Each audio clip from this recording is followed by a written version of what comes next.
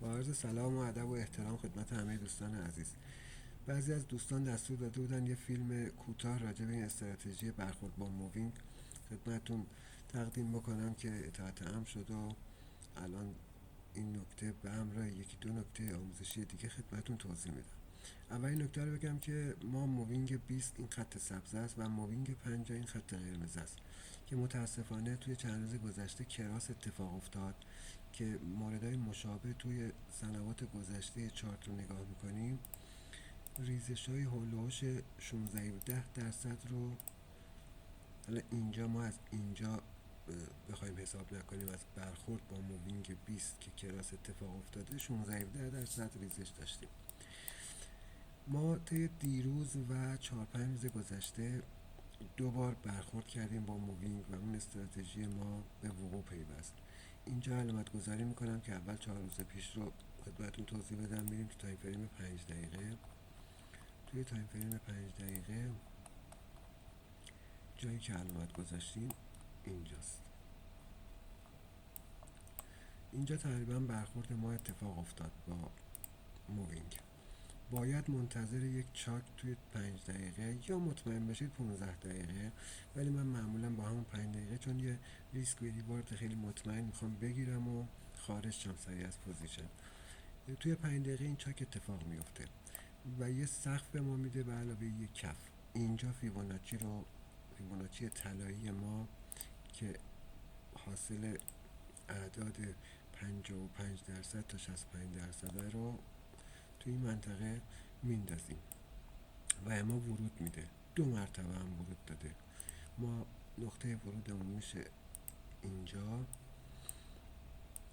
یا پشت محدوده فیبوناچی باید حد ضرر رو بذاریم یا پشت نمودار یا پشت سوین که اینجا معمولا من همیشه پشت نمودار میذارم که خیالم راحت باشه که اگه دوباره ساعات بعدی خواست دوباره برخورد بکنه و تست بکنه دیگه مشکلی پیش نیاد. پس ما اینجا به ما ورود داد و تقریبا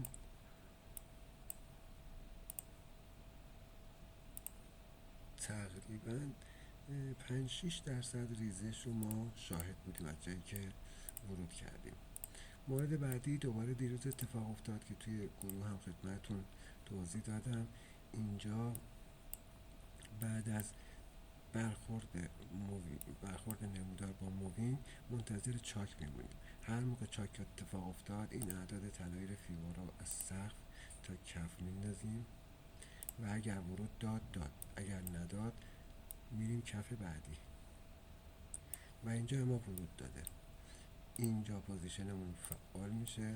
حد ضرر یا پشت نمودار یا پشت فیبو یا پشت سوینگ بسته به ریسکیه که شما میکنید و تقریبا اینجا تیپی 2 ما خورد و ما حد ضررمو بعد از که تیپی 2 من خورد آوردم گذاشتم اینجا که متاسفانه حد ضررم تاچ شد و با تیپی 2 خارج شدم و یه ریسک به ریوارد 13 و خورده‌ای به ما داد و علاوه تقریبا معادل 3 و خورده‌ای درصد، 3.3%. دوستان خدمتتون توضیح دادم توی استراتژی شما میتونید یه واچ لیست تهیه بکنید از رمزارزهایی که احترام میذارن به این نمودار مووینگ 20. قیمتشون تو تایم فریم دیلی احترام میذاره. میتونید بر اساس اونها یه استراتژی رو پیاده کنید. مثال یه نمونه دیگه مثال بزنم توی سولانا معمولا هم رمزارزهایی که یه مقدار تکنیکال حرکت میکنن رو انتخاب بفرمایید.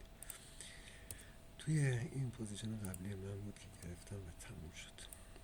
توی سولانا چند روز پیش ما یه برخورد داشتیم و الان هم من دوباره دارم رصد میکنم که برخورد اتفاق بیفته. همین اتفاق دوباره رقم خواهد خورد. اینجا ما تقریبا یه برخوردی رو داشتیم. میریم تایم فریم 5 دقیقه و دوباره همین استراتژی رو اینجا خیلی سریع خدمتتون توضیح بدم. بعد از اینکه تقریبا برخورد اتفاق افتاد ما اینجا یه کفی رو برای ما شکست و چاک اتفاق افتاد. اینجا در این نقطه اعداد طلایی فیبون رو از این سقف تا این کف میندازیم. خیلی میلیمتری پوزیشن ما فعال شد یا پشت همین